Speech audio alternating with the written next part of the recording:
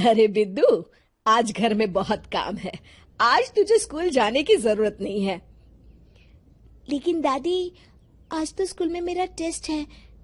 अरे एक दिन स्कूल नहीं जाएगी तो ऐसी कौन सी तेरी कलेक्टर की पढ़ाई छूट जाएगी। वैसे भी मैं देख रही हूँ आजकल तो बड़ी ढीठ हो गई है। अपनी दादी की बातें सुनकर बिंदु नाराज हो जाती है। तभी उसकी माँ कहती है, अरे बिंदु, इतनी छोटी बात पे मुंह फुलाने की क्या जरूरत है। दादी बिल्कुल सही कह रही हैं। लड़कियों को तो घर के काम काज सीखना चाहिए। अरे बहू, रमेश के लाड़ प्यार ने इसे बिगाड़ रखा है। कम से कम तू तो मेरी बात समझती है। अच्छा, मेरी पूजा का समय हो गया है, मैं पूजा करने जा रही हूँ। इतना कहकर रमेश की माँ वहां से चली जाती है। इस तरह बिंदु की दादी और माँ दोनों अक्सर उसे घर के कामों में ही उलझा कर रखते थे। कुछ दिनों के बाद राजू और बिंदु के 10वीं के रिजल्ट्स आते हैं। दोनों बच्चे दादी को अपना अपना रिपोर्ट कार्ड दिखाते हैं। शाबाश मेरे लाल, तू तो बड़े अच्छे नंबरों से पास हुआ है। तभी बिंदु कहती है, दादी, मैं भी अच्छे नंबरों से पास हुई हूँ। रमेश की माँ बिंदु को अनदेखा करते हुए कहती है, हाँ हाँ ठीक है, अभी यहाँ खड़ी क्या कर रही है, सुन लिया मैंने। जाकर मेरे लिए चाय बनाकर ले आ। बिंदु उदास होकर चाय बनाने किचन में चली जाती है। तभी राजू कहता है, दादी, मैं क्रिकेट के कोचिंग सेंटर में एडमिशन लेना चाहता हूँ। अरे वाह राजू बेटा, ये तो तूने बड़ी अच्छी बात कही। तू कल ही अपना एडमिशन करा ले, जितनी भी फीस होगी मैं दे दूंगी। अरे एक दिन मेरा पोता विराट कोहली बनेगा। इस तरह अक्सर रमेश की माँ अपनी पोती बिंदु के साथ दुर्व्यवहार करती थी। कुछ दिनों के बाद रमेश की माँ और उसकी पत्नी दोनों सास बहू मिलकर राजू का एडमिशन अच्छे स्कूल में करवा देते हैं, लेकिन बिंदु का एडमिशन नहीं करवाते। इस बात से नाराज होकर बिंदु अपनी दादी से कहती है, लेकिन दादी, मुझे भी आगे की पढ़ाई करनी है। अरे क्या करेगी आगे की पढ़ाई लिखाई करके, हैं? आज से ये पढ़ाई का भूत अपने दिमाग से उतार दे। इतना कहकर रमेश की माँ वहाँ से चली जाती है। उस दिन के बाद से बिंदु की पढ़ाई हमेशा के लिए छूट जाती है और उसकी दादी उससे घर के सारे काम करवाना शुरू कर देती है। इस तरह उसका सारा दिन घर के कामों में ही बीत जाता था।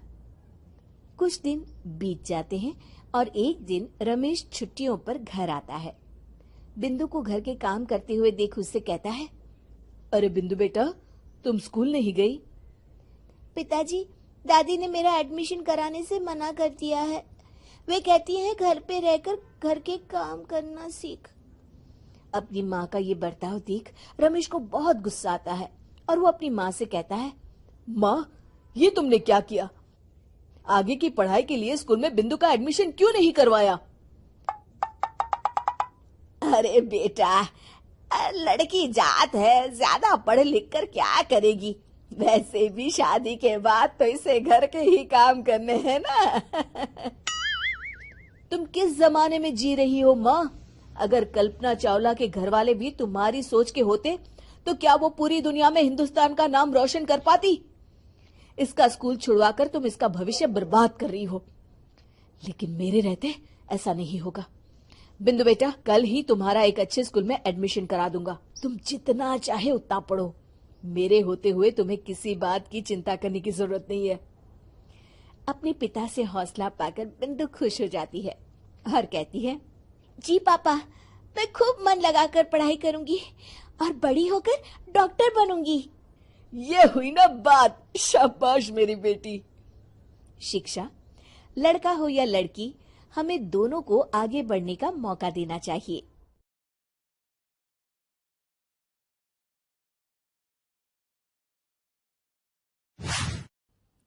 पिताजी, जल्दी चलिए, वरना मैं आज स्कूल में देरी से पहुंचूंगा।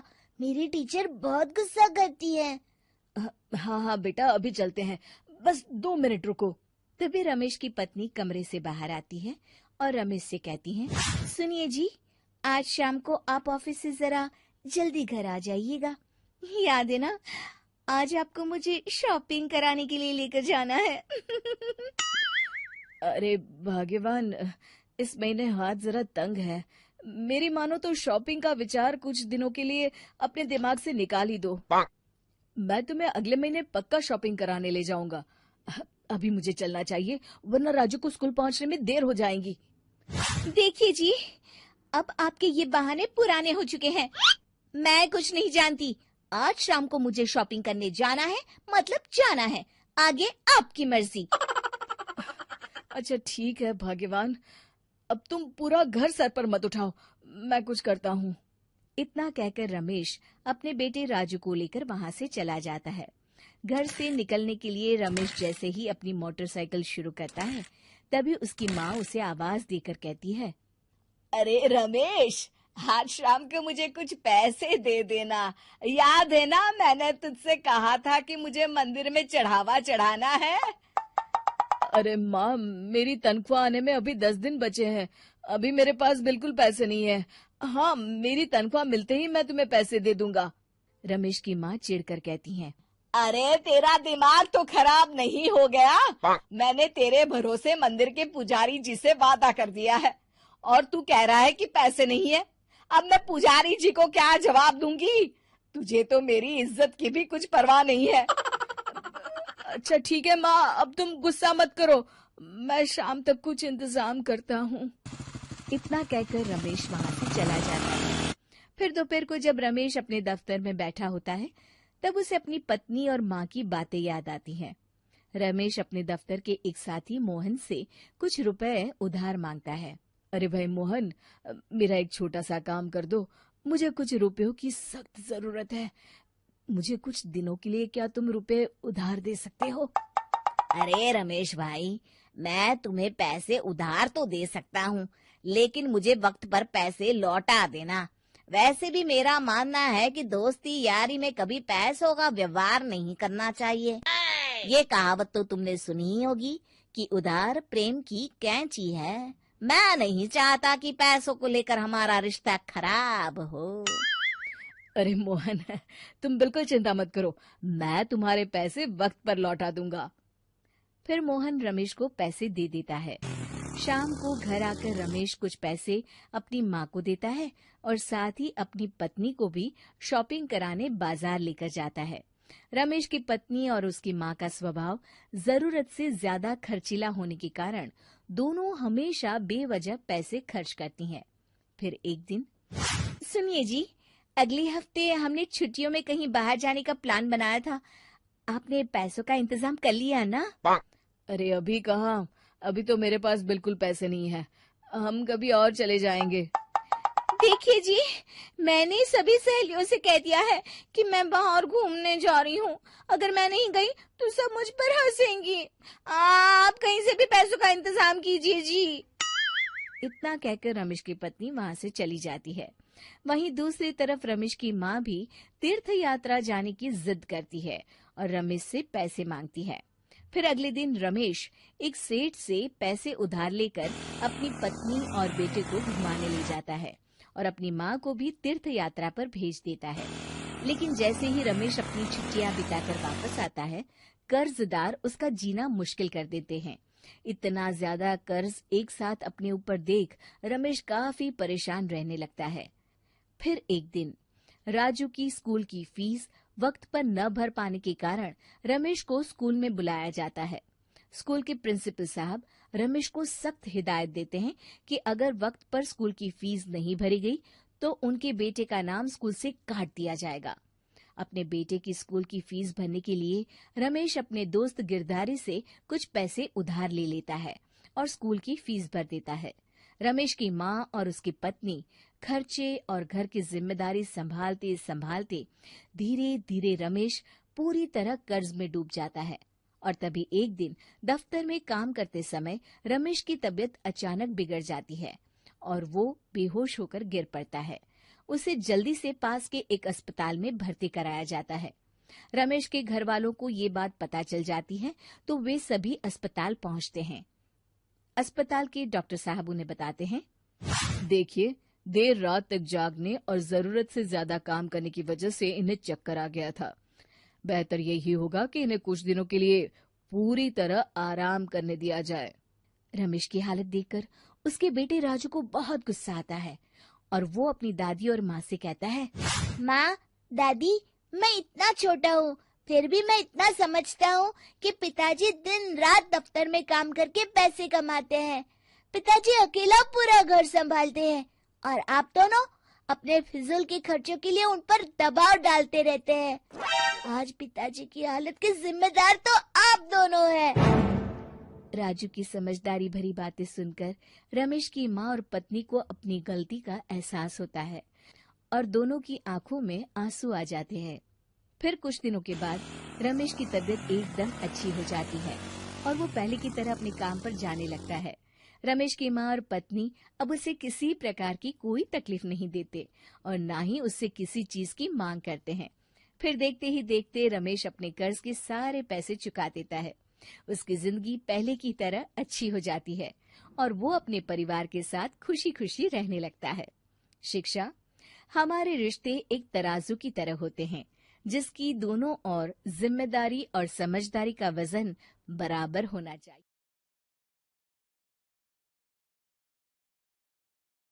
गांव की जिठानी। शांति अपने दो बेटों अर्नव और आरुष के साथ शांति से जीवन बिता रही थी, लेकिन शांति के पति सोहन से उसकी कभी कभार थोड़ी अनबन हो जाती थी। एक दिन शांति रोज की तरह सुबह का खाना बना रही थी, तभी दरवाजे की घंटी बजी। घंटी की आवाज सुनकर वो दरवाजे की ओर जाते हुए कहती है, अरे आती हूँ, कौन है, सब्र करो। शांति दरवाजा खोलती है तो देखती है कि उसके जेठ मोहनदास सामने खड़े होते हैं। वो सक पकाकर अपना घूंघट करती है और पैर छूकर कहती है, आइए आइए जेठ जी। कैसी हो शांति? जी मैं तो बिल्कुल ठीक हूँ, सब आपकी मेहरबानी है भाई साहब। शांति और मोहनदास की बातें सुनकर शांति का पति सोहन और उसके दोनों बेटे बाहर आ जाते हैं। अरे भैया, राम राम, कैसे हो आप? राम राम भाई। अरे शांति, ऐसे खड़ी खड़ी क्या देख रही हो? चाय कॉफी कुछ लेकर आओ, भैया आए हैं। शांति तेजी से रसोई की ओर आगे बढ़ती हुए कहती है, अरे मेरी माँ, गेट खोलने के चक्कर में मेरे तो चावल ही जल गए। वो दौड़ी दौड़ी रसोई में जाती है और देखती है कि सारे चावल जल गए हैं।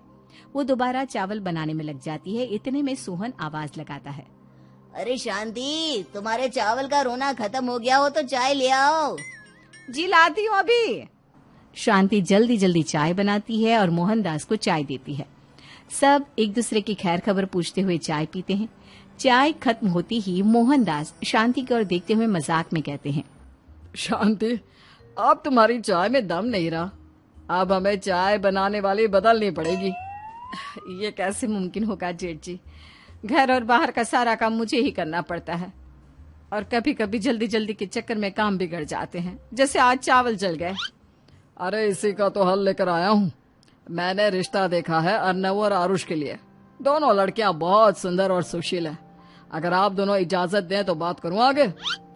सोहन और शांति रिश्ते की बात सुनकर कहते हैं, अब ठीक है, बात चलाइए ना भैया, पर पहले लड़की के बारे में कुछ बताइए तो सही। हाँ हाँ भाई साहब, लड़की कैसी है, परिवार कैसा है, कहाँ के रहने वाले हैं? देखो, परिवार तो बहुत अच्छा है, पर वे दोनों लोग बहुत गरीब हैं। दहेज में कुछ मिलेगा नहीं। अरे हमें दहेज में कुछ चाहिए भी नहीं, बस लड़की संस्कारी होनी चाहिए। एक लड़की तो पढ़ी लिखी है और शहर की रहने वाली है, पर दूसरी अपनी गरीबी की वजह से पढ़ न सकी और गांव में रहती है, लेकिन दोनों है बहुत खूबसूरत। अगर तुम सबको देखते ही पसंद ना आ जाए तो मेरा नाम बदल देना। हाँ, पर तो हम आके मूंद कर भरोसा कर सकते हैं भैया। आप आगे बात चलाइए, हम शादी करने को तैयार हैं। कुछ ही दिन में अर्नव और आरुष की शादी हो जाती है। आरुष की शादी अनपढ़ लड़की मंजरी से हो जाती है, जो कि बहुत भोली भी होती है, और अर्नव की शादी पढ़ी लिखी लड़की तनुजा से हो जाती है, जो कि घमंडी और चालू होती है। एक दिन मंजरी घर के काम कर रही थी कि अचानक शांति उसे आवाज लगाती है, बड़ी बहू, ओ बड़ी बहू, मंजरी जल्दी यहाँ आओ। मंजरी जल्दी जल्दी शांति के पास जाती है। बेटा मेरे पैर दबा दे, बहुत दर्द हो रहा है। जी माँ जी, बस बर्तन धोकर आती हूँ। अरे बैठ यहाँ, मेरे पैर में बहुत तेज दर्द हो रहा है। बर्तन छोटी बहू धो लेगी। मंजरी शांति के पैर दबाने लगती है तो शांति तनुजा को आवाज लगाती है। छोटी बहू, और छोटी बहू। तनुजा थोड़ी देर से आराम से चलकर आती है। जी माँ जी, आपने बुलाया मुझे? आपको कोई काम था क्या? तू कुछ काम कर रही है या? शांति की बात काटते हुए तनुजा बोलती है। कुछ नहीं माँ, फोन पर अपने घर पर बात कर रही थी। अरे बाद में बात करियो अपने घर वालों से, पहले जाके बर्तन धो ले। तनुजा मुंह बनाते हुए अपनी जेठानी की ओर देखती है और मन ही मन कहती है, ये महारानी वहाँ बैठी है, ये नहीं कि बर्तन धो ले। मैंने इतनी पढ़ाई बर्तन धोने के लिए की थी क्या? तनुजा दांत पीसकर वहाँ से चली जाती है। अगले दिन सब दफ्तर चले जाते हैं, तभी डाकिया चिट्ठी लाता है। शांति चिट्ठी लेकर मंजरी से कहती है, बड़ी बहू, जरा छोटी बहू को बुलाना, एक चिट्ठी आई है। मेरी तो आंखें कमजोर है तो मुझसे पढ़ा नहीं जाएगा। मंजरी तनुजा के पास जाकर कहती है, तनुजा, तुम्हें माँ जी बुला रही हैं। मुझ पर हुक्म मत चलाओ, काम बताओ काम। अरे मैंने तुम पर कहाँ हुक्म चलाया, और हुक्म चला भी दूंगी तो क्या हुआ? तुम तो मेरी छोटी बहन की तरह हो ना। तुम जैसी अनपढ़, जाहिल और गांव की गवार मेरी बहन नहीं हो सकती। बेचारी मंजरी तनुजा की बात सुनकर अपना सा मुंह लेकर रह गई। कोई चिट्ठी आई है, माँ जी तुमसे पढ़वाना चाहती है, बस इसलिए बुला रही हैं। मुंह टेढ़ा करके तनुजा मंजरी का मजाक बनाती हुए कहती है, अनपढ़ कहीं की।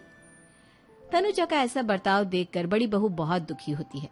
तनुजा को अपनी पढ़ाई का घमंड इतना हो गया कि अब वो घर के कोई काम नहीं करती और अपनी जेठानी का मजाक बनाती रहती। तनुजा का ये बर्ताव अब उसकी सास को भी नजर आने लगा था।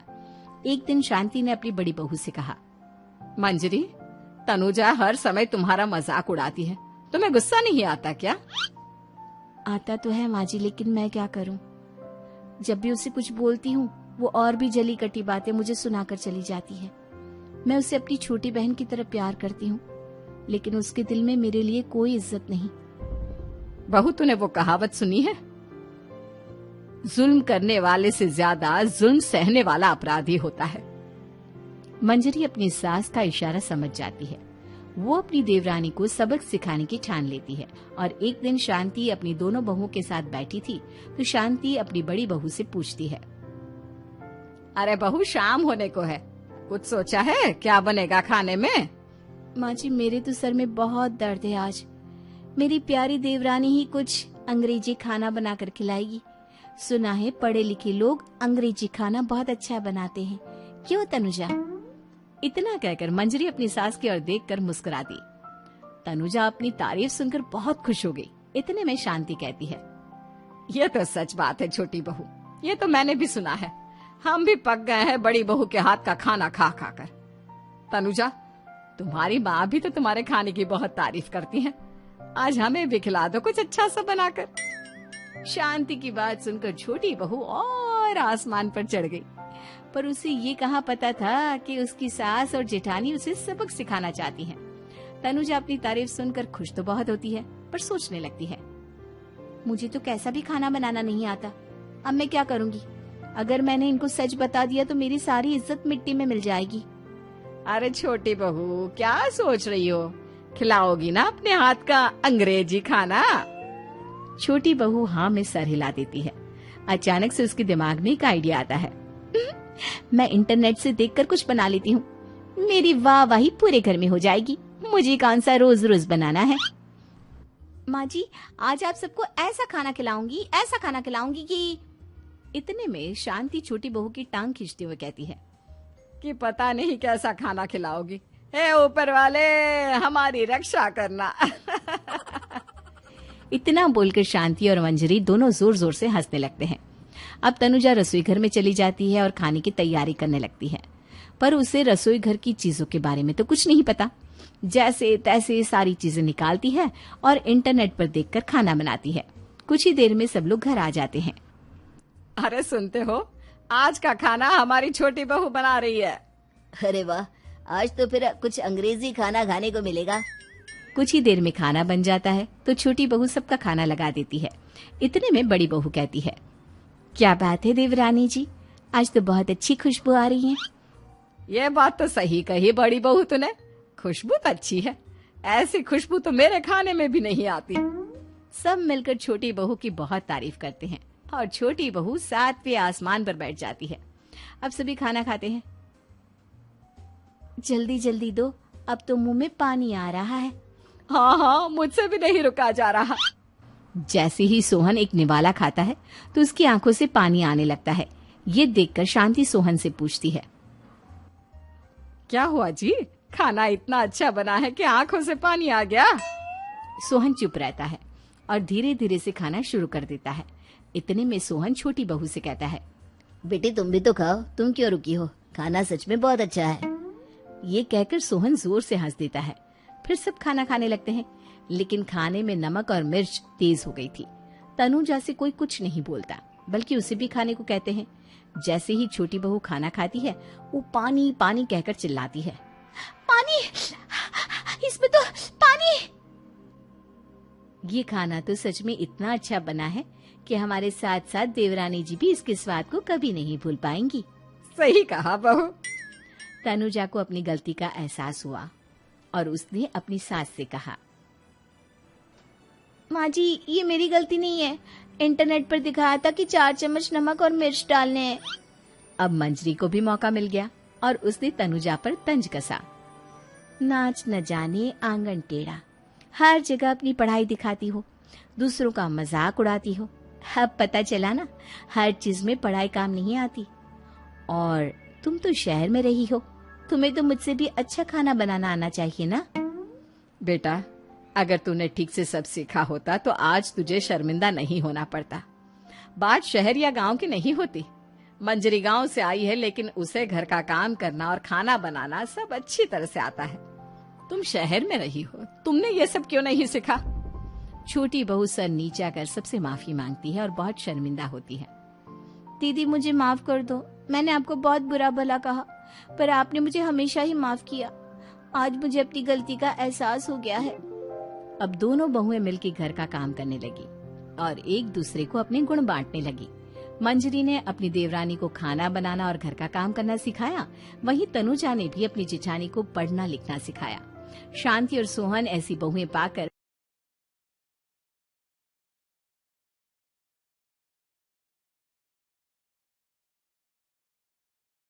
प्रेग्नेंट सास। जमाना कितना भी बदल जाए, इतना भी नहीं कि बहू घर आए और सास गर्भवती दिख जाए। देखो मीरा, माँ का पूरा ख्याल रखना है, उनसे अब काम नहीं होता है। क्यों, क्या हो गया है? तुम्हारी माँ तो हट्टी कट्टी दिख रही है, पूरी शादी में घोड़ी की तरह नाची है, अब क्यों काम नहीं होता उनसे? वो माँ प्रेग्नेंट है ना, बच्चा होने वाला है। मैं कभी भी भाई बन जाऊंगा इस साल के अंत तक। क्या बोल रहे हो? वो सर पर हाथ रखकर बैठ जाती है। यार पहले क्यों नहीं बताया? कैसा मजाक है ये? झूठ बोल रहे हो ना? हाँ झूठ बोल रहे हो ना? तभी ससुर की आवाज आती है, बहू पानी गरम कर दे, तेरी सास को दवाई देनी है। समय पर दवाई ना दी तो परेशानी हो जाएगी। और हाँ, जरा काजू पीस कर दूध में मिलाकर ले आना, तेरी सास खुद से तो अपनी संभाल करेगी नहीं। हे भगवान, ये मैं क्या सुन रही हूँ? ये ससुर जी को क्या हो गया है? मैं क्या सोच कर आई थी? हाय रे, मैं तो किसी को मुंह भी नहीं दिखा पाऊंगी। अब ये रोना धोना बाद में करना, पहले गर्म पानी कर दो, माँ को दवाई देनी होगी। और हाँ, रात को माँ के पैरों में तेल लगा देना। बहू को गुस्सा आ जाता है, वो बड़बड़ करती किचन में जाती है जहाँ उसका ससुर खड़ा होता है। एक बड़ी जिम्मेदारी है हम सबके सर ऊपर। इस उम्र में माँ बनना खतरे से खाली नहीं होता। हाँ हाँ पता है, तो क्यों बन गई माँ? अरे खतरे से कम नहीं है तो क्या जरूरत थी लल्ला पैदा करने की? कैसी बात कर रही हो बहू? क्या तुम खुश नहीं कि घर में एक नया मेहमान आएगा, छोटे छोटे पैरों से पूरे घर में घूमेगा? पिताजी ये हाथ जोड़े आपके, आप यहाँ से जाओ, ये शायरी बाद में बताना, अभी मैं पानी गरम करके थर्मस में दे देती हूँ। सारा दिन पिलाते रहो गरम पानी, और हाँ ये बच्चे की बात बार बार मुझसे कोई नहीं करेगा। बहू का पारा अब चढ़ा ही रहता था। वो काम तो सारा करती, लेकिन किलस किलस कर। मीरा सारे काम से फुर्सत पाकर बैठी होती है कि माँ का फोन आ जाता है। बेटा बहुत बड़ी जिम्मेदारी है तेरे सर पर, अच्छे से निभाना। ससुराल में हर किसी को खुश रखना वैसे तो मुश्किल है, लेकिन भगवान ही हिम्मत देता है बहू को हर कुछ सहकर सबको खुश रखने की। क्या बड़बड़ किए जा रही हो माँ? जानती भी हो कि यहाँ क्या चल रहा है? मेरी सास, अरे तेरी सास तो देवी है देवी। कितने खुश हो रहे थे सारे तेरी सूरत देख देख कर। पता नहीं जैसे बहू नहीं कोई मन मांगी मुराद मिल गई हो उन लोगों को। अरे बात तो पूरी सुनो। मन मांगी मुराद तो पूरी हुई है। अरे मेरी सास को बच्चा होने वाला है, प्रेग्नेंट है वो। क्या बकवास कर रही है मीरा? ये बात किसी को कहना मत। मुझे तो बता दिया, लेकिन अब अपनी जबान सिल ले। कहाँ है तेरी सास? बात तो करा मेरी। पूछू जरा, पोता पोती खिलाने की उम्र में खुद का बच्चा खिलाने का शौक कहाँ से आ गया? और आया भी तो बताना तो चाहिए था। अब क्या नाक कटाने के लिए हम लोगों से रिश्ता जोड़ा है? रुक, तेरे पापा से बात करती हूँ। मीरा फोन रखकर लेट जाती है। वो एक सपना देखती है कि उसकी गोद में एक बच्चा खेल रहा है। भाभी की गोद में कितना खुश दिख रहा है ना। लग ही नहीं रहा कि भाभी है। मैं तेरे लिए क्या लाया हूँ? सोने की बालियाँ। तेरी शादी में तो मैं बुढ़ा हो जाऊंगा ना। अरे कैसी बात कर रहा है बेटा, इसकी जिम्मेदारी तो तू ही लेगा।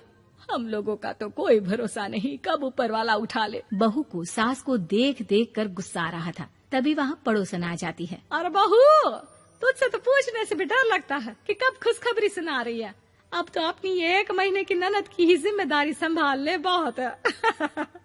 अपने जेवर भी रख देना और पैसे भी जमा करना शुरू कर दे। वो बात आगे बढ़ाती उससे पहले ही बहू जोर से चिल्लाकर उठ जाती है।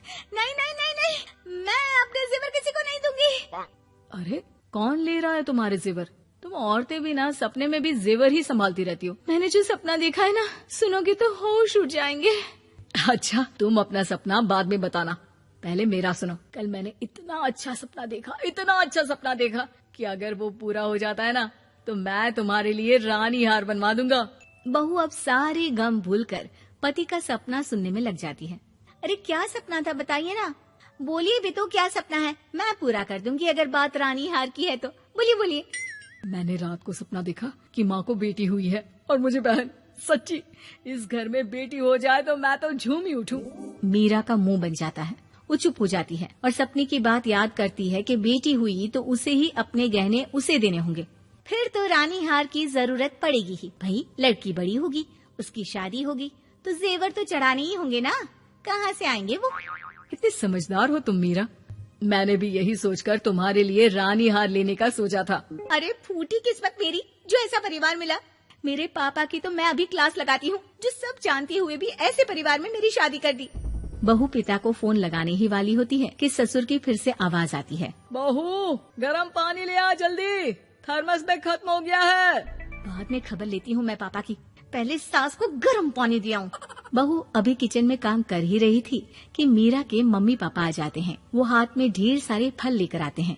मीरा के पिता मीरा के ससुर से कहते हैं, लीजिए भाई साहब, ये फल रखिए, बहन जी को खिला दीजिएगा। वैसे कैसी है उनकी तबीयत? बस पता तो है आपको, ऐसे वक्त में जो होता है बस वही सब। मुझे तो सुनकर बहुत गुस्सा आया था, लेकिन चलिए, भाग्य में जो है लिखा उसे कौन टाल सकता है। डॉक्टर को दिखाए?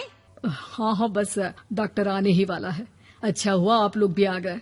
उतने में एक सुंदर सी लेडी डॉक्टर आती है। पेशेंट कौन है? आप? अरे नहीं जी, मैं तो बहू हूँ इस घर की। मैं तो अभी सोच भी नहीं सकती पोता या पोती के बारे में। अभी तो मेरी सास ही। अरे चुप हो जाना, देख तो ले, डॉक्टर है ये, किसी के भी सामने गुस्सा फोड़ देती है। डॉक्टर कमरे में जाती है और थोड़ी देर बाद बाहर आ जाती है। पीछे से सास भी निकल आती है। हे भगवान, इतना दुख तो किसी को भी ना दे जितना मुझे दिया है। देखिए बहन जी, आप लोगों को तो ये सोचना भी नहीं चाहिए था। वही तो मैं भी कह रही थी कि आप लोगों के लिए तो सोचना भी गुनाह है, लेकिन अब पछताए होत क्या जब चिड़िया चुग गई खेत। डॉक्टर वहाँ से चली जाती है। मैं माँ नहीं बन सकती, मैं प्रेग्नेंट भी नहीं हूँ। ये कैसे? तुम तो बोल रही थी कि अरे वो गैस का दर्द था और पेट भी गैस से फूल रहा था। डॉक्टर ने चूर्ण दे दिया है, गर्म पानी से फाँकना है। हाँ? मैं अभी लाती हूँ गर्म पानी। अरे मैं तो गीजर ही लगा देती हूँ। हाय रे, खुशी के मारे पागल ना हो जाओ।